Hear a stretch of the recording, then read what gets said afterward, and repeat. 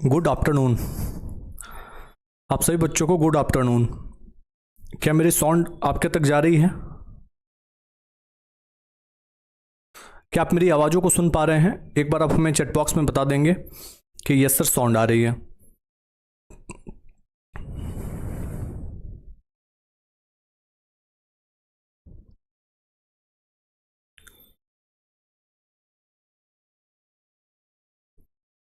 जो भी बच्चे जुट गए हैं वो बच्चे एक बार बता देंगे क्या साउंड आप तक जा रही है?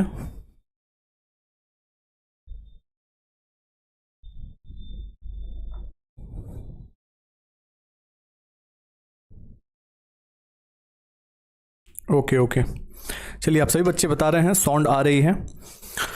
ओके, तो आज जो है हम लोग क्लास 12th में एक नए टॉपिक को डिस्कस करने जा रहे हैं और वो भी लाइव के माध्यम से। रविकांत है, राजदीप है, रोमित है, निधि है। ओके, और जो भी बच्चे आए हुए हैं उन तमाम बच्चों का मोस्ट वेलकम है, और जो भी बच्चे भी आएंगे उन भी बच्चों का एक्सप्लोर बायोलॉजी यूट्यूब चैनल की तरफ से बहुत बहुत स्वागत है।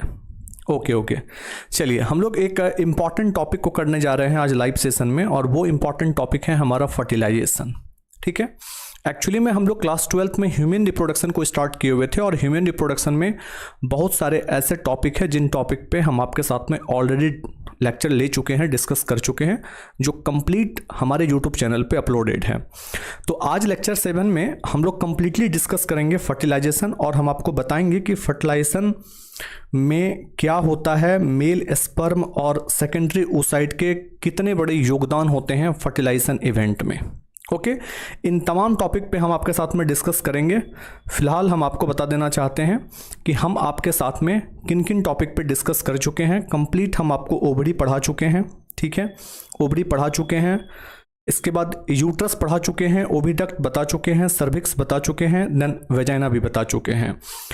और ये आपके एनसीईआरटी के डायग्राम हैं, जिन डायग्राम को समझना अत्यंत आवश्यक है। अगर ये डायग्राम आप नहीं समझ पाएंगे तो बहुत सारे ऐसे क्वेश्चन होंगे जो क्वेश्चन को आप छोड़ देंगे।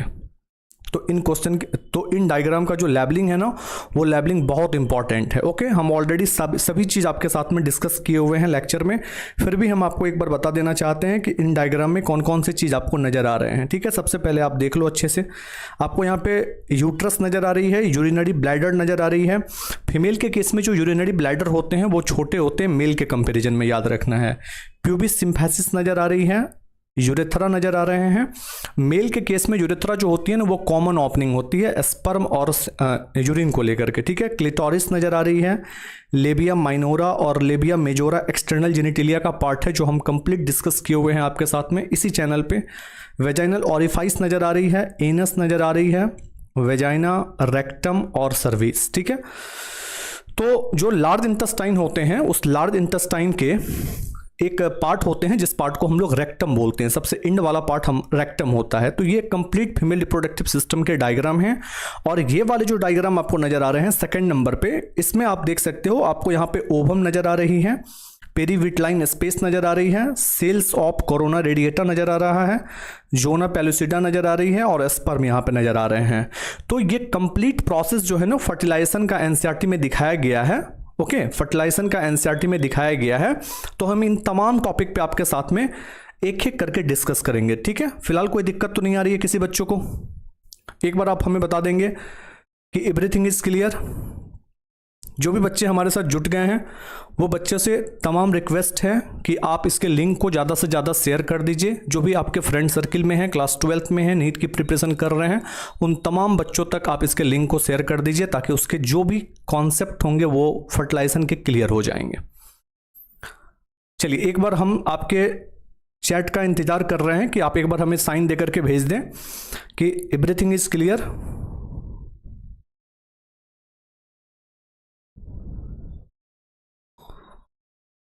ओके ओके, राजदीप बता रहा है यस सर।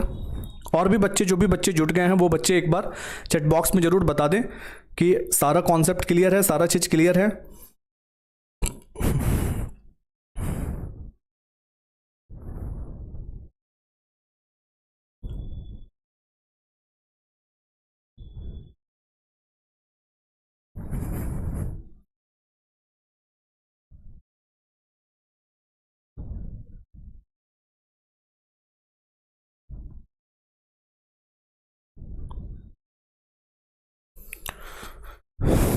एक बार हम आपके चैट बॉक्स का इंतजार कर रहे हैं कि जो भी बच्चे हमारे साथ जुड़े हुए हैं वो बच्चे एक बार बता सकते हैं क्या सभी चीज़ क्लियर है, कोई दिक्कत तो नहीं आ रही है।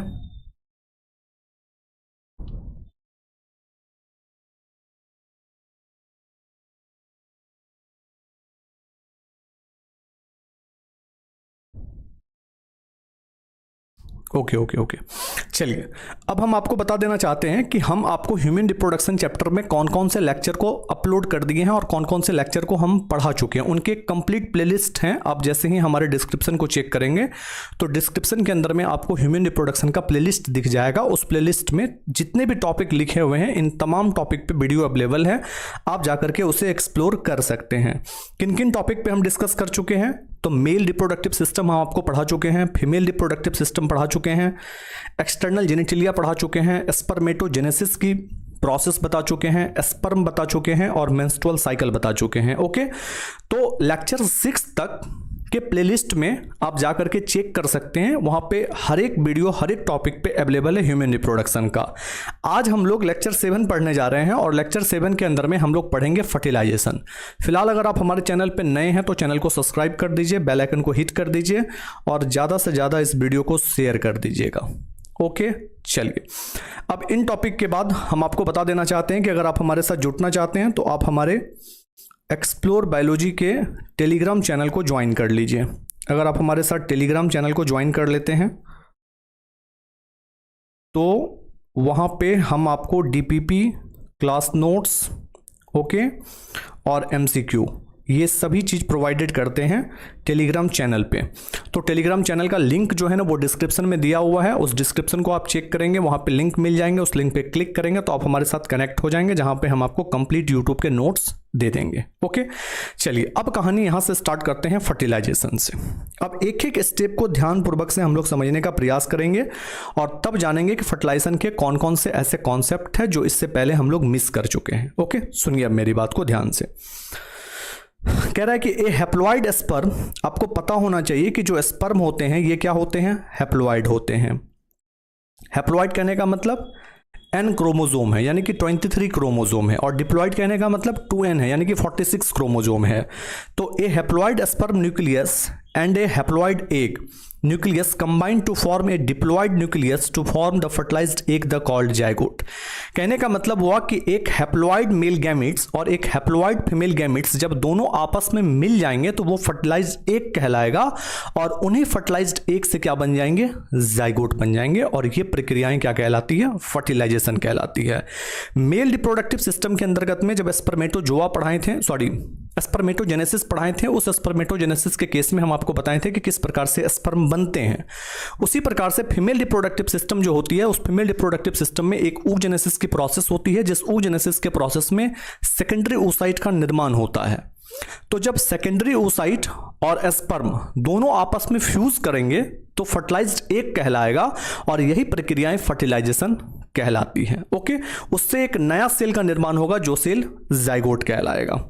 ओके, चलिए अब आप देख सकते हैं इस डायग्राम को, इस एनिमेशन को, कि किस प्रकार से जो फीमेल गैमेट्स हैं और जो मेल गैमेट्स हैं वो दोनों जो है ना आपस में आकर के संलयन हो रहा है, आपस में आकर के साथ हो रहा है और उससे एक नया सेल का निर्माण हो रहा है जिसे हम लोग जाइगोट बोल रहे हैं।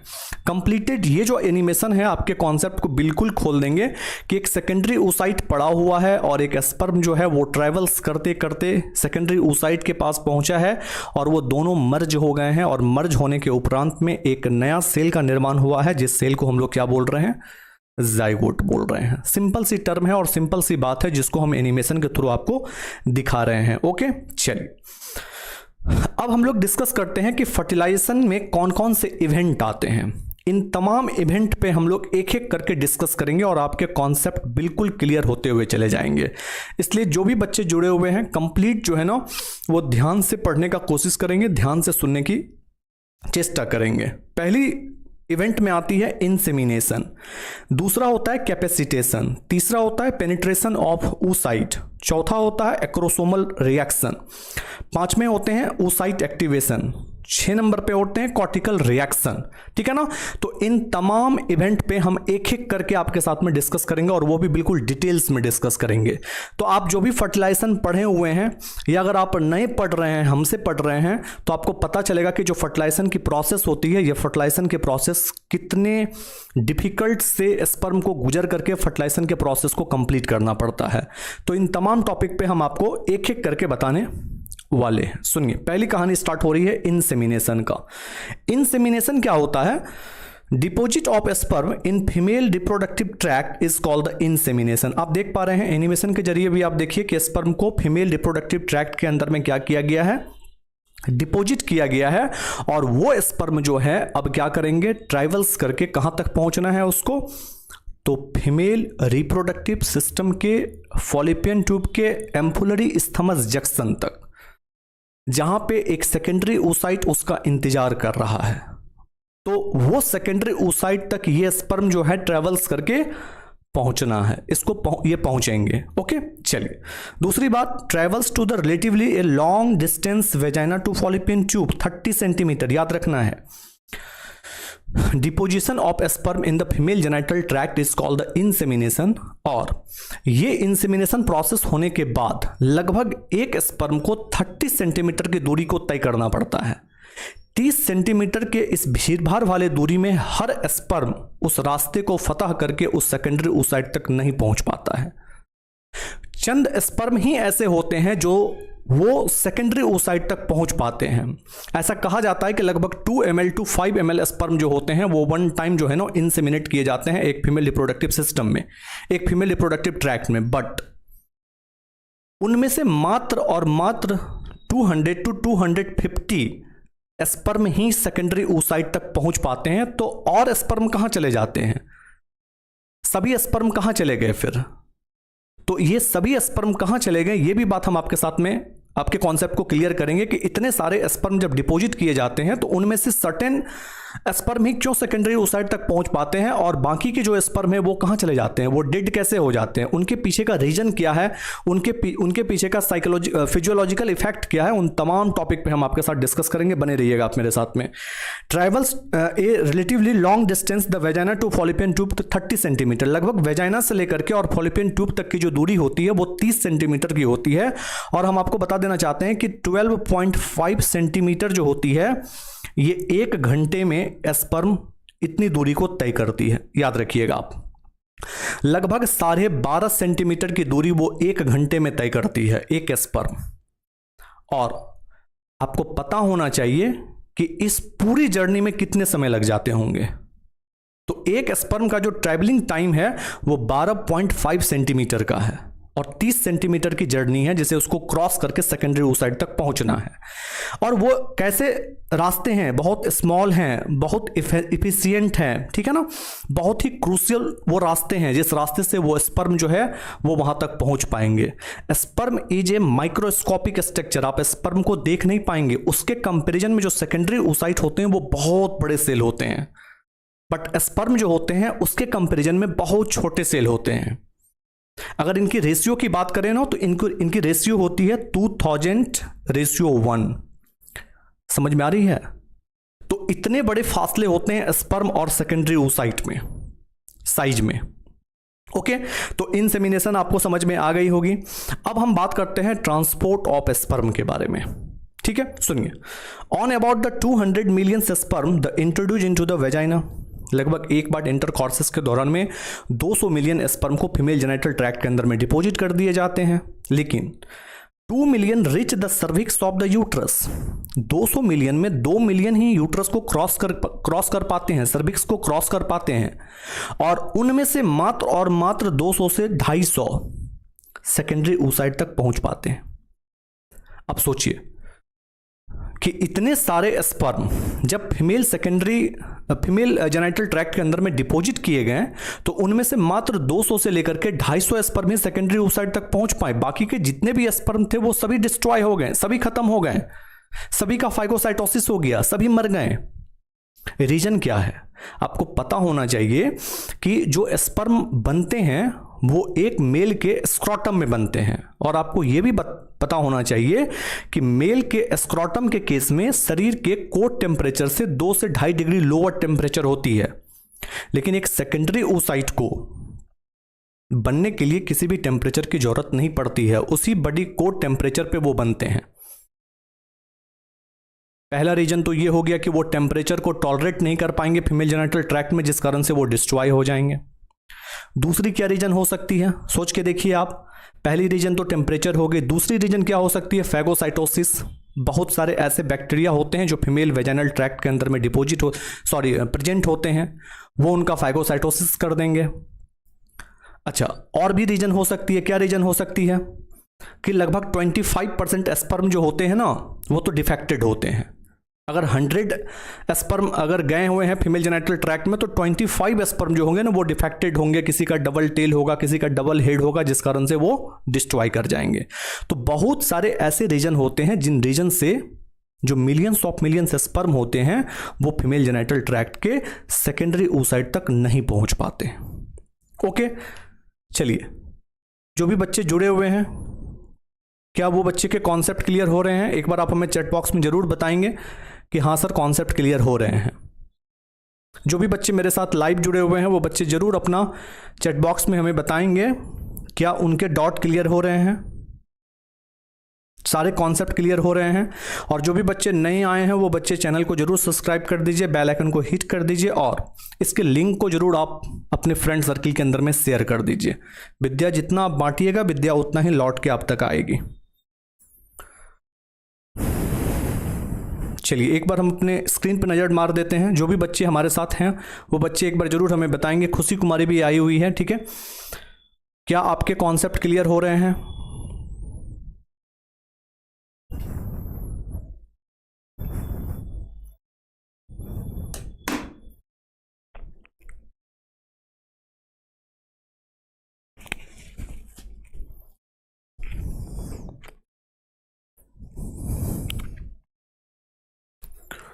ओके ओके, चलिए, सभी बच्चे कॉम्प्लीमेंट कर दिए हैं। यस सर, यस सर, जी सर। चलिए, तो अब हम आपको बता रहे थे ट्रांसपोर्ट ऑफ स्पर्म के बारे में, ठीक है। अब ट्रांसपोर्ट ऑफ स्पर्म में क्या हेल्प होती है? Beating of flagella. आपको पता होना चाहिए कि स्पर्म एक ऐसा सेल है जिसके अंदर में फ्लैजिला प्रेजेंट होते हैं। ओनली सेल है बॉडी के अंदर में जो कि जिसके अंदर में फ्लैजिला प्रेजेंट होते हैं और उन्हीं के सहारे से वो फीमेल रिप्रोडक्टिव ट्रैक्ट में मूव करते हैं। पहली बात तो ये। दूसरा, यूट्रिन कॉन्ट्रैक्शन। यूट्रिन का कॉन्ट्रैक्शन होगा, प्रोस्टाग्लैंडिन्स होते हैं यूट्रिन कॉन्ट्रैक्शन के वक्त में, जो क्या करते हैं ना, अपवर्ड करते हैं स्पर्म को, सकिंग द स्पर्म, स्पर्म को सक करके और ऊपर तक भेजने का काम करते हैं। ये भी बताएंगे हम आपको। एंड इंडोमेट्रियम की जो लाइनिंग होती है, आपको पता होना चाहिए ना, इंडोमेट्रियम, यूट्रस तो कंप्लीट हम आपके साथ में डिस्कस किए हुए हैं, पेरीमेट्रियम, मायोमेट्रियम और इंडोमेट्रियम। तो इंडोमेट्रियम के पास में क्या होते हैं ना, सिलिएटेड सेल होते हैं जो उसको आगे भेजने का काम करते हैं। आप देख पा रहे हैं ना, यहाँ पे छोटे छोटे जो टीनी जो आपको सेल नजर आ रहे हैं ना, एक्चुअली में इसी को बोलते हैं सिलिएटेड सेल, ठीक है। और ये आपको सेकेंडरी oocyte नजर आ रही है, सेकेंडरी oocyte। ओके, चलिए, अब बात करते हैं कैपेसिटेशन की। तो सबसे पहले नॉर्मल तरीके से आप समझिए कैपेसिटेशन को। सुनिए, जो कैपेसिटेशन होती है ना, तो एक नॉर्मल स्पर्म को अगर आप पकड़ के एक सेकेंडरी oocyte तक पहुंचा देंगे तो उसमें वो काबिलियत नहीं होती कि वो सेकेंडरी oocyte को भेद पाए। उसमें वो काबिलियत तब आती है जब वो फीमेल रिप्रोडक्टिव ट्रैक्ट के अंदर में जाए और बहुत सारे प्रोटीन से मिले, बहुत सारे एंजाइम से मिले, बहुत सारे हार्मोन से मिले और उसके अंदर में चेंजेज आए और तब जाए अगर वो सेकेंडरी oocyte तक, तो फर्टिलाइजेशन करने की चांस बनेगी। लेकिन अगर डायरेक्ट स्पर्म को निकाल करके और सेकेंडरी oocyte तक दे दिया जाए तो उसके अंदर में वो काबिलियत ही नहीं होगी कि वो फर्टिलाइज्ड कर पाएंगे सेकेंडरी oocyte को। तो उसको इस काबिल बनाना ही कैपेसिटेशन कहलाता है कि वो सेकेंडरी oocyte को भेज सके।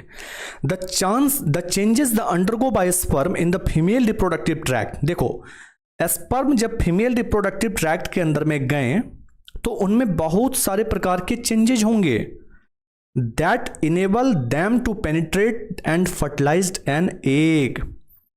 और आपको पता होना चाहिए कि जो स्पर्म होते हैं उस स्पर्म के हेड रीजन में एक्रोसोम होते हैं और एक्रोसोम के अंदर में बहुत सारे ऐसे एंजाइम्स होते हैं जो एंजाइम्स सेकेंडरी oocyte के लाइनिंग को, लेयर को डिस्टर्ब करने के लिए रिस्पॉन्सिबल होते हैं। जैसे कि हाई एलुरोनोडेज एंजाइम्स होते हैं, कोरोना पेनिट्रेटिंग एंजाइम्स होते हैं, जोना लाइसिन होता है, कैथेप्सिन होते हैं। तो ये सभी के सभी एंजाइम्स कहाँ होते हैं? ये सभी के सभी एंजाइम्स एक्रोसोम के अंदर में होते हैं। एक्रोसोम जो होते हैं इसके अंदर में होते हैं और ये एंजाइम्स का बहुत बड़ा रोल होता है। तो आप देखो बड़ा ध्यान से, अगर आप डायग्राम को देखना चाहते हो तो देखो, कैपेसिटेशन के प्रोसेस में एक स्पर्म है, नॉर्मल स्पर्म, और एक कैपेसिटेट स्पर्म। ये कैपेसिटेट स्पर्म है जिसके जो एक्रोसोम के रीजन है, उस एक्रोसोम के रीजन में देखो कितने बदलाव हैं, जबकि जो नॉर्मल स्पर्म है उसमें तो कोई बदलाव नहीं है, वो तो नॉर्मल है। लेकिन जब कैपेसिटेशन की प्रोसेस हो गई तो एक स्पर्म के जो एक्रोसोम हैं वो बहुत ही नुकीले हो चुके हैं, उसके जो परत है ना वो काफी नुकीली हो चुकी है, जो कि सेकेंडरी oocyte को भेदने के लिए रिस्पॉन्सिबल होंगे। तो जब एक स्पर्म में कैपेसिटेशन की प्रोसेस हो जाती है तो उनमें अलग अलग प्रकार के बदलाव दिखते हैं। क्या बदलाव दिखते हैं?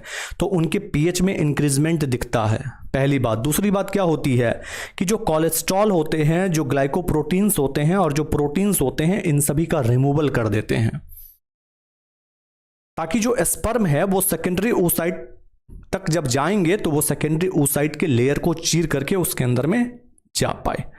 तो दूसरी बात क्या हो गई? कैपेसिटेशन। अब अगर तीसरे टॉपिक पे चले तो पेनिट्रेशन ऑफ oocyte। अब देखिए ध्यान से, इंसेमिनेशन के प्रोसेस में हमने आपको क्या बताया कि जो स्पर्म है उसे फीमेल रिप्रोडक्टिव ट्रैक्ट के अंदर में डिपॉजिट कर दिए गए और ये प्रोसेस इंसेमिनेशन कहलाई। कैपेसिटेशन में हमने आपको क्या बताएं कि जो स्पर्म है जब वो फीमेल रिप्रोडक्टिव ट्रैक्ट के अंदर में गए तो उसमें अलग अलग प्रकार के चेंजेस दिखे। बहुत सारे एंजाइम्स जुटे, बहुत सारे एंजाइम्स हट गए, बहुत सारे प्रोटीन्स जुट गए, बहुत सारे प्रोटीन्स हट गए। तो बहुत प्रकार के चेंजेस दिखे और इसी प्रोसेस को कैपेसिटेशन बोल दिए। अब जब एक स्पर्म के अंदर में कैपेसिटेशन का प्रोसेस हो गया है तो वो अब आगे की ओर बढ़ेंगे। अब जब वो आगे की ओर बढ़ेंगे तो कहां तक पहुंचेंगे? सेकेंडरी oocyte तक पहुंचेंगे। ओवरी क्या किए हैं? ओव्यूलेशन के प्रोसेस के दौरान में सेकेंडरी oocyte को बाहर कर दिए हैं। अब सेकेंडरी oocyte इस स्पर्म के कहां इंतजार कर रहे हैं? फॉलिपियन ट्यूब में। फॉलिपियन ट्यूब में कहां इंतजार कर रहे हैं? तो एम्फुला वाले रीजन में कर रहे हैं। अब ये स्पर्म को उस एम्फुला वाले रीजन तक पहुंचना है।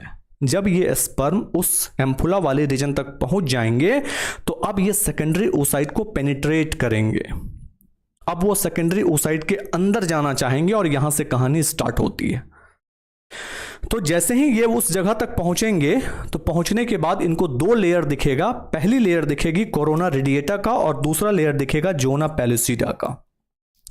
ये दोनों लेयर को इन्हें चीरना पड़ेगा, ये दोनों लेयर को इन्हें पेनिट्रेट करना पड़ेगा, तब जाकर के ये सेकेंडरी oocyte के अंदर जा पाएंगे। अब देखो इस डायग्राम में आपको सबसे पहले इस डायग्राम में नजर आ रहा है कोरोना रेडिएटा, फिर नजर आ रहे हैं जोना पेलुसिडा, फिर नजर आ रही है आपको सेकेंडरी oocyte के न्यूक्लियस, फिर आपको सेकेंडरी oocyte के साइटोप्लाज्म नजर आ रहे हैं और यहाँ पे आपको प्लाज्मा मेम्ब्रेन नजर आ रही है।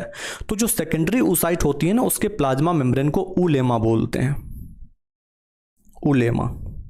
ओके, याद रखना है।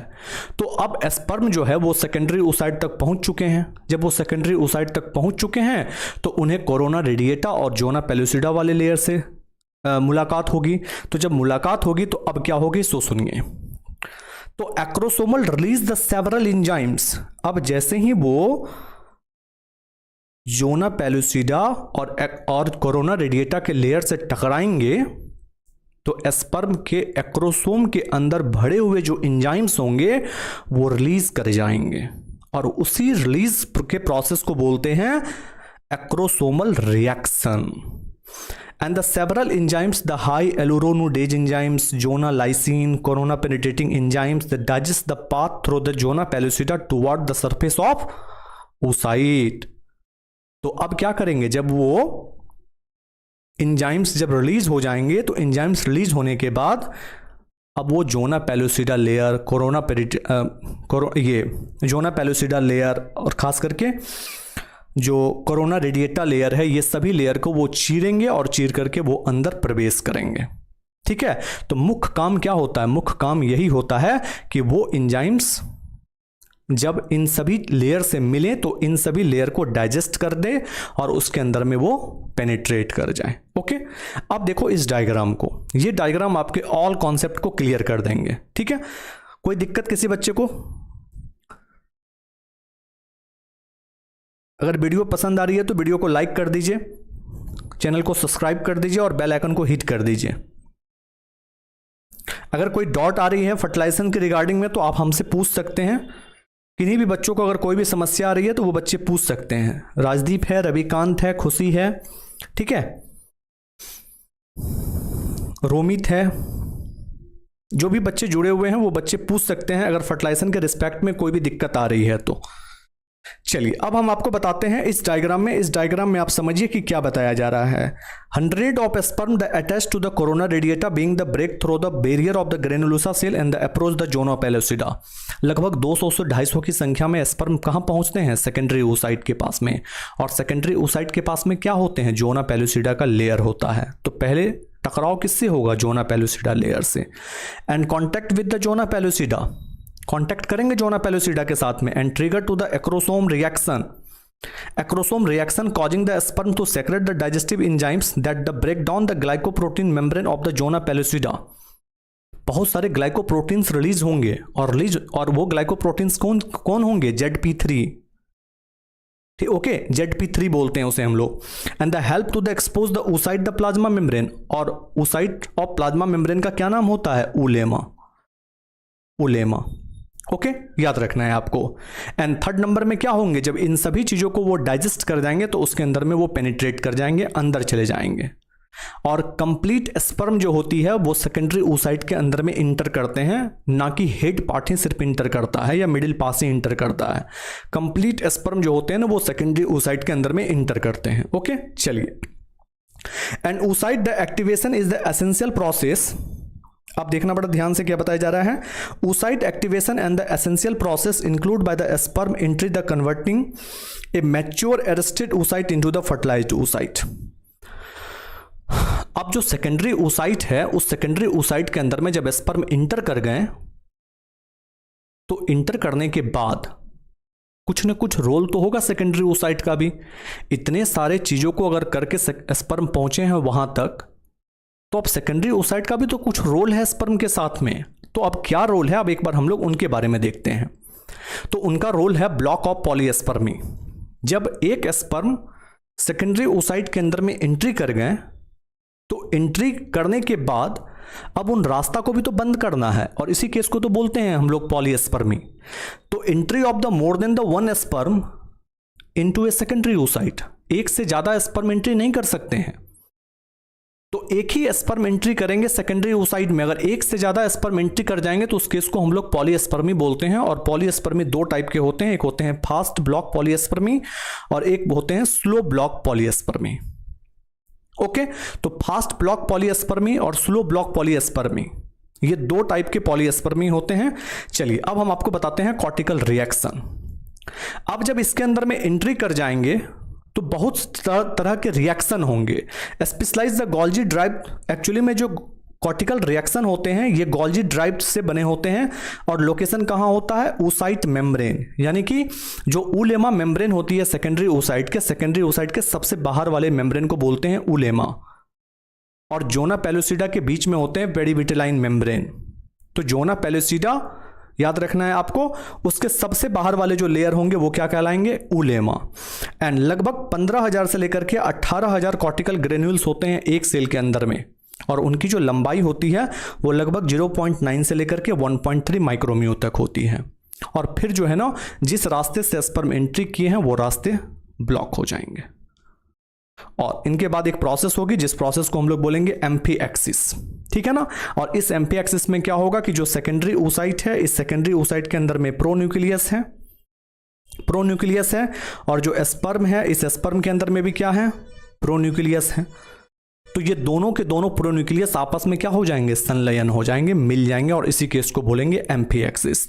तो the process by which the two pronucleus fuse, दो प्रोन्यूक्लियस आपस में फ्यूज कर जाएंगे एंड उनसे क्या बन जाएगा? जाइगोट।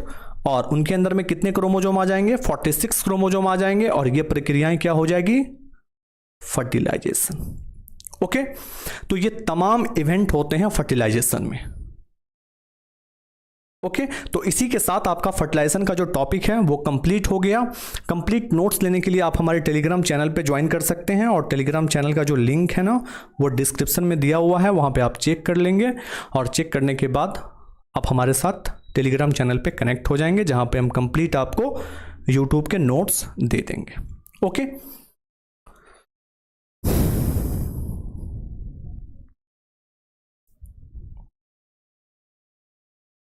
चलिए मिलते हैं फिर हम नेक्स्ट क्लासेस में आपके साथ में, और लेते हैं विदा। तब तक के लिए आप सभी बच्चों को बहुत बहुत धन्यवाद।